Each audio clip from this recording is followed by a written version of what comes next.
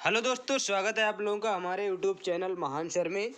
और आज हम फिर से लेकर आए हैं ज्योग्राफी के 15 बेस्ट क्वेश्चन, भूगोल के सामान्य ज्ञान के क्वेश्चन लेके आए हैं। और इनमें जो हमारा पहला क्वेश्चन है वो हमारा क्या है, पहला क्वेश्चन क्या है, निम्नलिखित में से किस देश से होकर कर्क रेखा नहीं गुजरती है। 46 नंबर का क्वेश्चन, आज का पहला क्वेश्चन कि कर्क रेखा कहाँ से नहीं गुजरती है। तो इनमें से आप लोगों को बताना है, ऑप्शन में से जायरे है, चीन है, भारत है, ये सभी हैं। तो कर्क रेखा भारत से तो गुजरती ही है, कर्क रेखा आपकी क्या है, भारत से भी गुजरती है और चाइना से भी गुजरती है आपकी कर्क रेखा। तो इसमें एक ही ऑप्शन आपका बचता है कि कहाँ से नहीं गुजरती है। तो ये आपका क्या है, जायरे से आपका क्या है, कर्क रेखा नहीं गुजरती है। और इसका ऑप्शन आपका बिल्कुल ए सही होने वाला है। बढ़ते हैं नेक्स्ट क्वेश्चन। नेक्स्ट क्वेश्चन क्या है, अंतर्राष्ट्रीय दिनांक रेखा कहाँ से होकर गुजरती है। तो अंतर्राष्ट्रीय जो दिनांक रेखा है वो आपकी कहाँ से गुजरती है। ये जैसे आपकी पृथ्वी हो गई और यहाँ पे बीचा बीच से आपकी क्या है गुजरेगी, और बीचा बीच में ये आपका यहाँ से लेके यहाँ तक आपका कितना होता है 360, तो बीच में आपका क्या होगा 180 होगा। तो ये आपका सही ऑप्शन क्या होगा, इसका ए ऑप्शन बिल्कुल सही, 180 डिग्री आपकी होती है। तो यहाँ पे इसका सही ऑप्शन ए है। नेक्स्ट क्वेश्चन क्या है, ग्रीन बीच किस देश में है। ग्रीन बीच किस देश में है, ग्रीन बीच वही है जहाँ से ये आपकी मानक रेखा गुजरती है, यानी कि बिल्कुल मध्य से आपकी जहाँ पे ये मानक रेखा गुजरती है। तो ये आपका क्या है ग्रीन बीच, और ये आपका यूके में पड़ता है। यूके बोले तो इंग्लैंड में पड़ता है। तो ये इसका सही ऑप्शन आपका क्या है, ए बिल्कुल सही जवाब आपका होने वाला है। तो इसका सही ऑप्शन आपका क्या है, ए है। अब 49 नंबर का क्वेश्चन है, एक देशांतर को पार करने में दो स्थानों के स्थानीय समय के बीच का अंतर क्या है। कहने का मतलब है जब आप एक देशांतर आगे को बढ़ जाते हैं, मान ली यहाँ से आप यहाँ पर आ जाते हैं, तो ये एक देशांतर की मान लिया की दूरी है। तो इसमें आपका समय जो है वो कितना का अंतर आ जाता है, कितने का फ़र्क आ जाता है। तो इसका आपका क्या है, एक देशांतर में आपका 4 मिनट का आपका क्या आ जाता है, फ़र्क आता है। तो इसका सही ऑप्शन आपका क्या है, ऑप्शन सी बिल्कुल सही ऑप्शन होने वाला है। देख लेते हैं, बिल्कुल सही जवाब।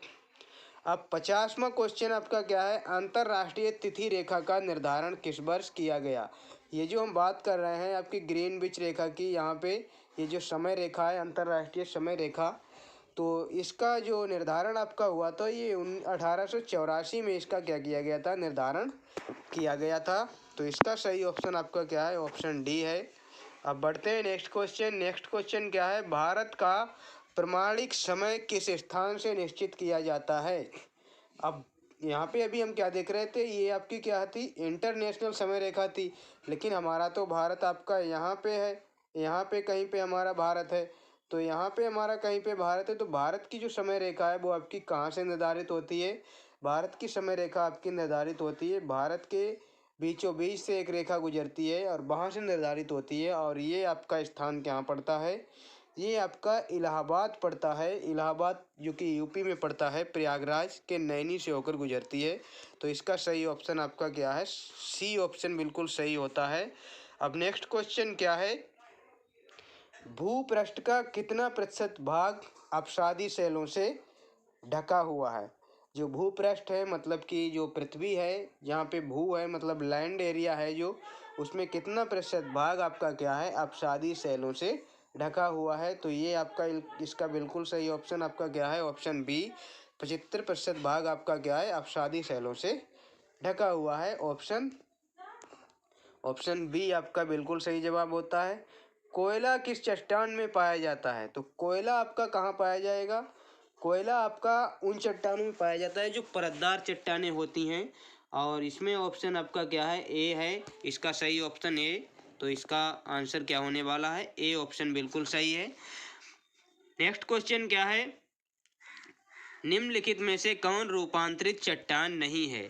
तो रूपांतरित चट्टान आपकी कौन सी नहीं है। तो इसमें जो मुझे सही आंसर इसका लग रहा है, हालांकि मैं इसमें श्योर तो नहीं हूँ क्योंकि चट्टानों के बारे में थोड़ा मुझको नॉलेज कम है अभी, और जब मैं इसको पढ़ाऊँगा टॉपिक वाइज में तो आप लोगों को बिल्कुल एकदम बेसिक से इसका बताऊँगा। अभी मैं इसके लिए आपको एक सही आंसर आप लोगों को बताता हूँ कि इसका सही आंसर आपका क्या होना चाहिए। कौन रूपांतरित चट्टान नहीं है, तो इसका सही ऑप्शन आपका क्या होना चाहिए, ए ग्रेनाइट आपका सही ऑप्शन होना चाहिए। फिलहाल देख लेता हूँ कि इसका सही ऑप्शन क्या है। देखते हैं इसका सही ऑप्शन क्या है, ग्रेनाइट ही है। बिल्कुल सही जवाब इसका क्या है, ग्रेनाइट रूपांतरित चट्टान नहीं होती है। अब नेक्स्ट क्वेश्चन क्या है, कौन कायांतरित शैल है। कायांतरित शैल आपका कौन है, तो इसमें कायांतरित शैल जो आपका दिया गया है, तो इसमें जो कायांतरित शैल है वो आपका कौन सा है। ऑप्शन ए ग्रेनाइट है, स्लेट है, संगमरमर है, स्फटिक है। तो इसमें मुझे इसका जो सही आंसर लग रहा है वो मुझे सी लग रहा है कि संगमरमर हो सकता है। अब देखता हूँ इसका सही आंसर क्या है, एक बार चेक करते हैं। बिल्कुल सही जवाब आपका क्या है, इसका सही ऑप्शन संगमरमर ही है। अब बढ़ते हैं नेक्स्ट क्वेश्चन की तरफ। विश्व का सबसे ऊंचा पर्वत शिखर कहाँ है।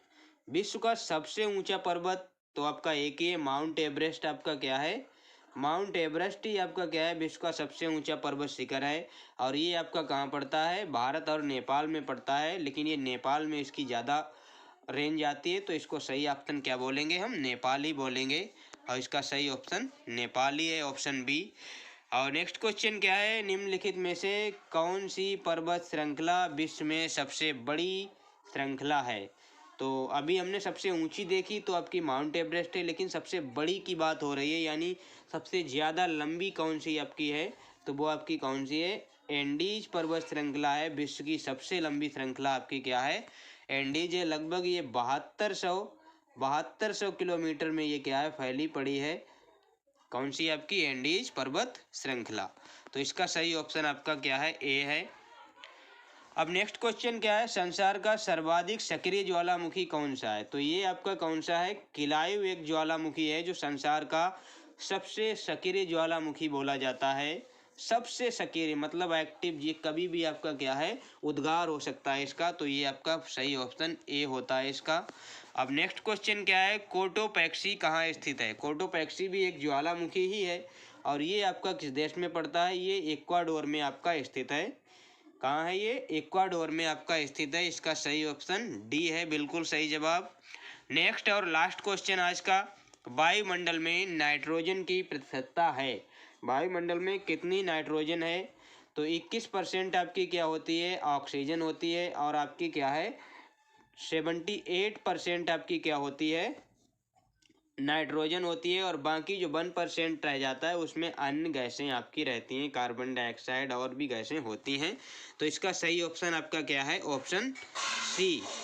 और ये आज का लास्ट क्वेश्चन था, इसका सही जवाब ऑप्शन सी है। और अगर आप लोगों को वीडियो अच्छी लगती है तो वीडियो को आप लोग लाइक कीजिए और हमारे चैनल को सब्सक्राइब कीजिए और बेल आइकन को भी प्रेस कर लीजिए, ताकि हर वीडियो की नोटिफिकेशन आप लोगों को मिलती रहे और आप लोग अपने ज्ञान को, अपने नॉलेज को बढ़ाते रहें।